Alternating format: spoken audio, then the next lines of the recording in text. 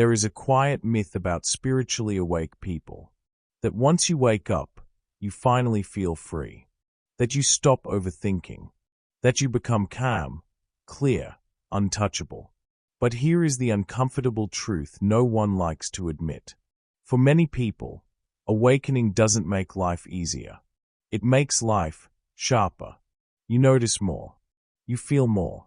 And because of that, you can't unsee what you used to tolerate. So when 2026 arrives, it won't feel like a clean new chapter. It will feel like a pressure test. Not because the year is magical. Not because the universe is doing something to you. But because your nervous system is no longer willing to lie. And that is what scares people the most. Because once you're awake, you don't just lose illusions about the world. You lose illusions about yourself.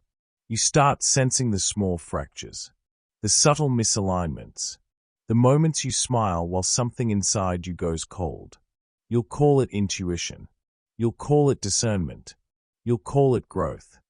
But often, what activates first isn't wisdom.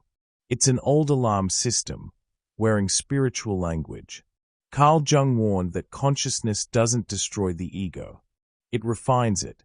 And sometimes, it refines it into something that looks evolved, but is secretly built to protect you from feeling. So if you're truly awake, 2026 will feel like this. Not like chaos, like clarity that burns, like truth you can't delay, like a quiet inner voice that stops negotiating. And in this video, we are going to name what that feeling really is. Not on the surface, but where Jung placed it. In the body, in the shadow, and in the unconscious patterns that decide your life before you do. Because the question isn't what will happen in 2026. The real question is, what will you no longer be able to pretend once 2026 begins? And this is where most awakenings stop being theoretical and start becoming uncomfortable. Most people drift through life by numb agreement. They don't choose what they believe. They inherit it. They don't choose what they do. They repeat it. They don't choose what they tolerate. They simply get used to it. But once you awake, drifting becomes physically uncomfortable. You can feel it in the body. A heaviness when you say yes to something that isn't true. A tightness in your chest when you force yourself to stay polite. A fatigue that doesn't come from work, but from pretending. This is why 2026 will feel different for the truly awake. Not because something external changes overnight, but because your internal tolerance threshold collapses. And that collapse can look like anxiety, restlessness, a strange impatience you can't explain. You might think you're falling apart. But what if you're not falling apart? What if you're losing the ability to betray yourself quietly? Jung would call this the beginning of a new individuation phase, when the psyche refuses to remain split, when you can no longer live with one face for the world and another face for your private truth. And here's the paradox. The more awake you become, the less peace you can fake. So 2026 doesn't feel like hope at first. It feels like friction. Because the psyche is no longer interested in comfort. It's interested in integration. But what begins as awareness often turns into something more subtle, something that looks like wisdom, but isn't always. After awakening, many people become obsessed with signs. They say they are listening. They say they are protected. They say they are following intuition. And sometimes that's real. But there's a quieter pattern hiding behind it. Instead of saying, I'm afraid, the mind says, something feels off. Instead of saying, I don't trust this, the mind says, my energy is not aligned. Instead of saying, I feel exposed, the mind says, I'm discerning. This is where spirituality becomes convincing and dangerous. Because spiritual language can disguise nervous system fear.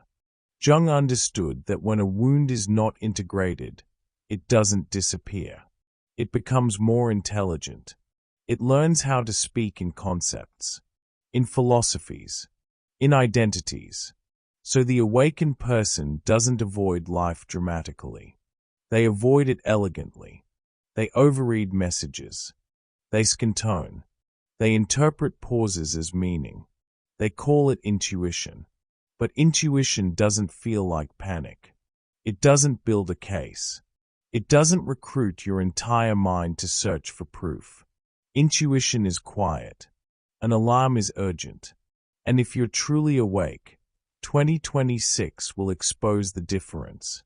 Because this year will confront you with a question your ego hates. Am I avoiding what's wrong? Or am I avoiding what's real? And this is the part no one prepares you for, when clarity doesn't feel like relief, but like loss. Here's something almost no one warns you about. When you outgrow a version of your life, you don't immediately feel free. You feel loss, even when that life was painful, even when it was limiting, even when you prayed to move on from it. Because the psyche doesn't only grieve what was good, it grieves what was familiar. And for the truly awake, this is where confusion begins. You expect relief. Instead, you feel heaviness. You expect clarity. Instead, you feel strangely disoriented, not lost in the dramatic sense, but unanchored. You notice it in small moments. You wake up tired even though nothing wrong happened. You open your phone and scroll without interest. Not because you're bored, but because something in you no longer wants distraction. Conversations that once filled the silence now feel oddly hollow. Not bad, just thin. And that thinness is unsettling. So the mind starts searching for explanations. Am I becoming depressed? Am I losing motivation? Is something wrong with me? But what if nothing is wrong? What if clarity doesn't arrive as relief, but as subtraction? Because awakening doesn't add meaning at first. It removes what no longer fits. And removal always feels like loss before it feels like freedom. Carl Jung understood this as the death of the persona. Not death as destruction, but death as irrelevance.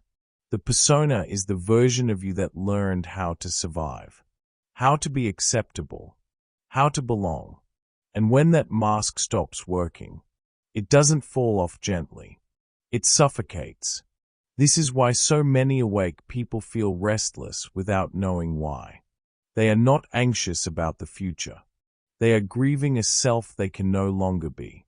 A version that smiled automatically, that agreed easily, that tolerated emotional flatness because it felt safer than honesty. So when 2026 arrives, it won't feel like excitement. It will feel like pressure, a quiet, persistent pressure that says, we are not doing that again.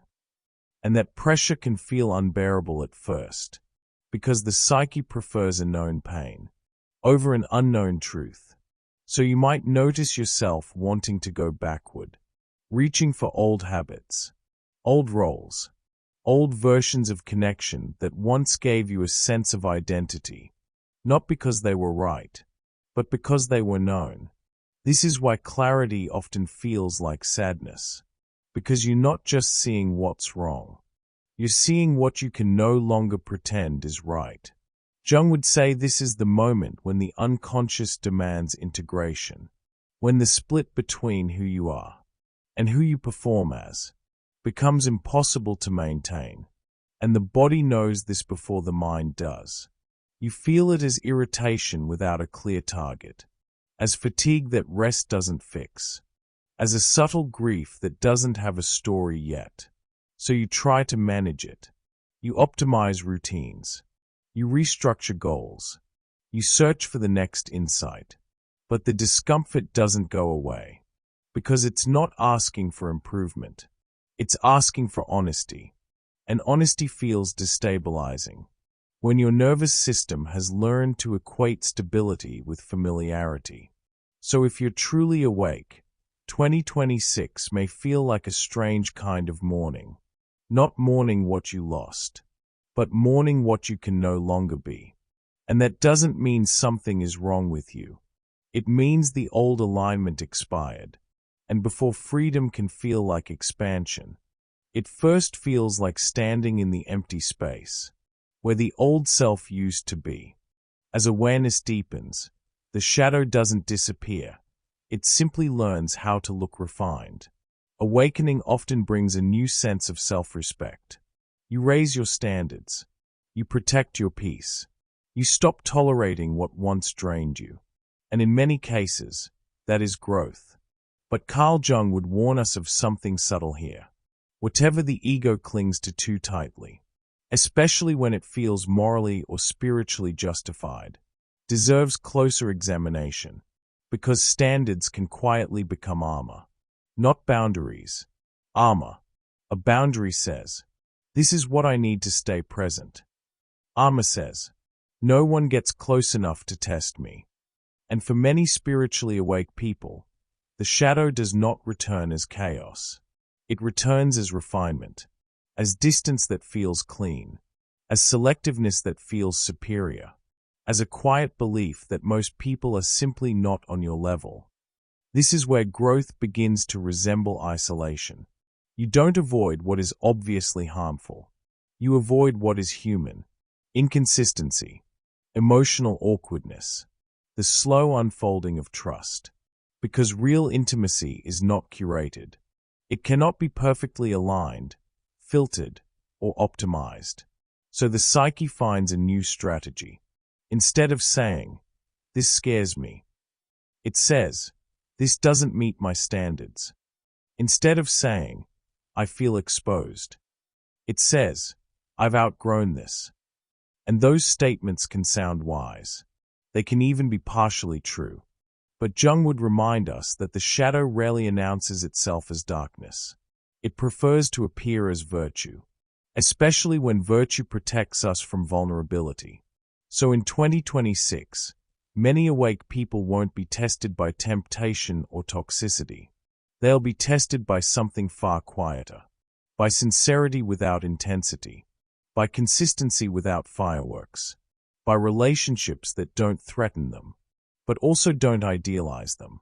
And the question will not be, "Is this aligned?" The real question will be, "Am I open?" Because sometimes what we call high standards are simply the nervous system's way of staying unchallenged. And when standards are used to stay untouched, growth stalls, quietly, politely, and without resistance. True boundaries don't isolate. They allow contact without self-betrayal. Walls, on the other hand, feel safe, but guarantee one thing: you will never be changed by anyone real. And for the truly awake, that is the shadow's most elegant disguise. If you're truly awake, 2026 will demand a different kind of honesty. Not the kind you think through, the kind you feel first, because the body will speak. Long before the mind has language, you'll notice resistance before you understand why, fatigue before you can justify it, a tightening in your chest, when you try to agree to something that no longer fits. And this is where many people get confused. They assume something is wrong with them. Why can't I push through like before? Why am I suddenly so sensitive? Why does this feel harder now? But sensitivity is not weakness. It's signal. It's the nervous system refusing to stay numb. After awakening, the body stops cooperating with strategies that once helped you survive. You can no longer override yourself quietly.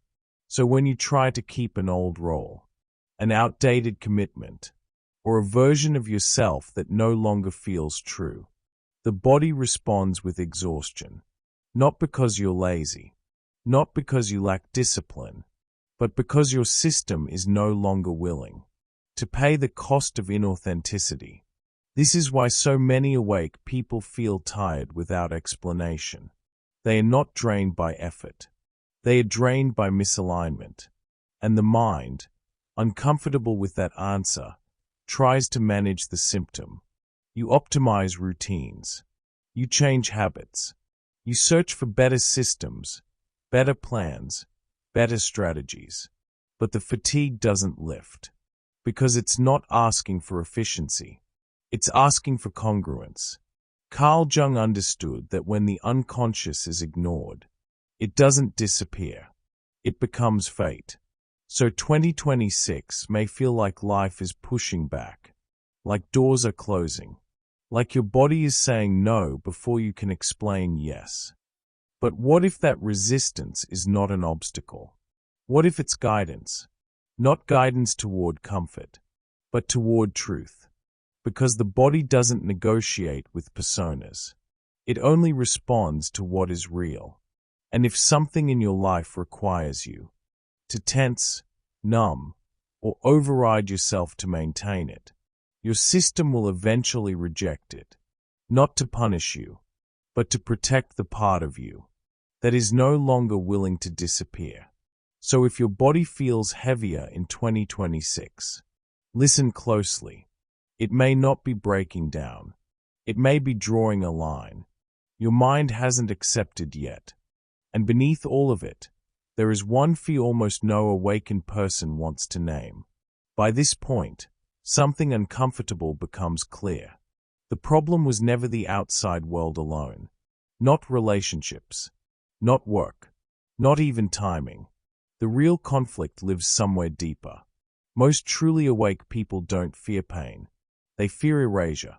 They've seen what love once turned them into. They remember how their boundaries blurred. How their intuition went quiet. How their inner compass became unreliable. They remember becoming smaller in the name of connection. Quieter to avoid conflict. More agreeable to keep closeness. More flexible until they lost their shape. So when love, commitment, or responsibility appears again, the fear is not, will this hurt me? The fear is, who will I become if I open again? Jung understood this as a split within the psyche. One part of you longs for intimacy, union, expansion. Another part remembers the cost of losing yourself to it. And that second part is not irrational. It is protective, experienced, and very intelligent. It learned that love once required disappearance, that belonging came with self-betrayal, that closeness demanded silence. So now, whenever something asks for depth, the protector activates, not with panic, with logic. It says things like, I'm just being careful. I've outgrown this. I don't want to repeat old patterns. And those statements may be partially true, but they also hide something else. Because the protector doesn't fear being hurt by others.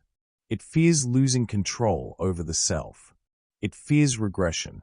It fears waking up one day and realizing you gave up your clarity for the comfort of being chosen. This is why so many awake people feel tense around commitment. Not because they lack love, but because commitment touches the exact place where the self once collapsed, and the body remembers that collapse. You feel it as a tightening in the chest, a subtle pressure when things become consistent, an urge to pull away when nothing is actually wrong, and the mind rushes in to explain it. I need space. I feel blocked. I'm losing myself. But what's being activated isn't the present moment. It's the memory of who you became in the past. Jung would say this is not fear of the other. It's fear of the unconscious pattern taking over again. The psyche doesn't trust itself in love yet, so it chooses distance as safety. And here's the paradox no one talks about. The more conscious you become, the more articulate your defenses grow. They don't look like fear anymore. They look like wisdom. They sound grounded, measured, spiritual. But wisdom doesn't tighten the body. Wisdom doesn't need you to disappear. So if 2026 feels heavy, this may be why. Not because life is demanding more from you, but because it's asking you to stay present, without abandoning yourself. And that feels dangerous.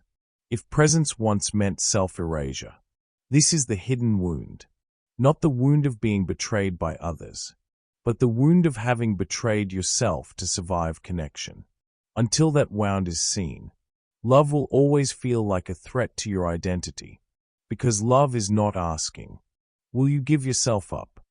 It's asking, can you stay? Stay while being seen. Stay while being imperfect. Stay while not knowing the outcome. And for someone who learned that staying once cost them everything, that request feels unbearable. So the psyche protects itself. It withdraws quietly, elegantly, without drama. And later, it calls that withdrawal peace. But peace that requires disappearance is not peace. It's self-protection. True awakening doesn't remove this conflict. It exposes it.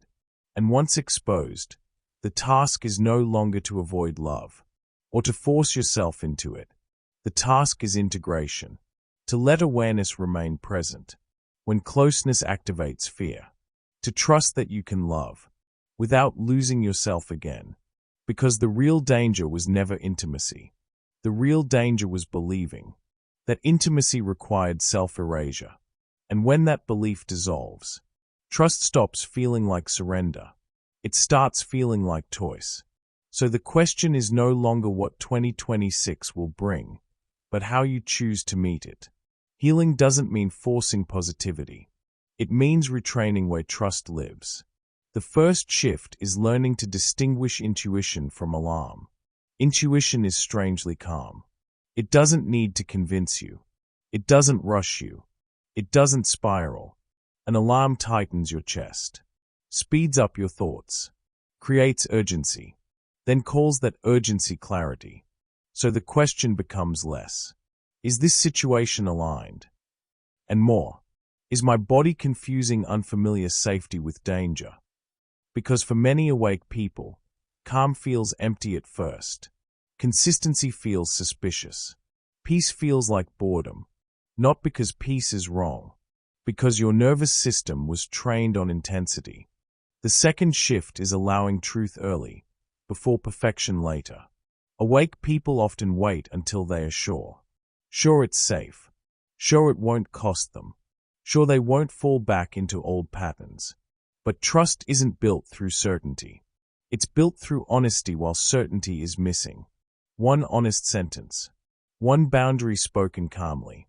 One moment of staying present instead of disappearing. And the third shift is redefining strength. Strength is not never being triggered.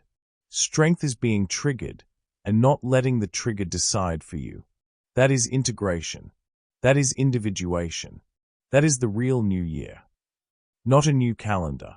A new relationship with the parts of you that used to run your life. At some point, the truly awake realize something quietly devastating. They didn't become peaceful because they healed. They became peaceful because they adapted. And what looks like clarity can sometimes be a well-organized avoidance.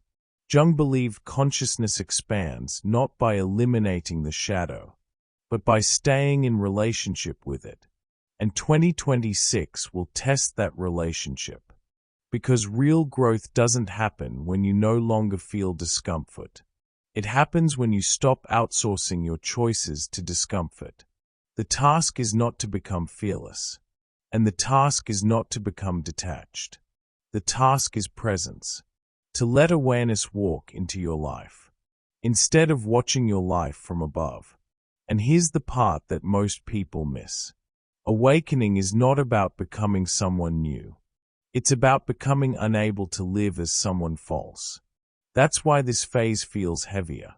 Not because you're regressing, but because your system no longer allows unconscious compromises. What once felt manageable now feels intolerable. What once felt normal now feels misaligned. And what once felt safe now feels strangely empty. This isn't the universe testing you. It's consciousness asking you to stay present, where you used to disappear. So if 2026 feels like a narrowing path, understand this. It's not closing options. It's removing exits. Exits from yourself. Exits from truth. Exits from a life that no longer matches who you've become. And that pressure you feel, is not punishment. It's integrity forming. So if this felt uncomfortably familiar, you're not alone. Comment still awake if you can feel that pressure building. And I choose presence if you're ready to stop disappearing from your own life. And if you want more Jung-based insights like this, subscribe to Hidden Mind. Because in the next video, we are going to talk about how awakening can quietly turn into avoidance, and the subtle signs you won't notice, until you realize it's been shaping everything.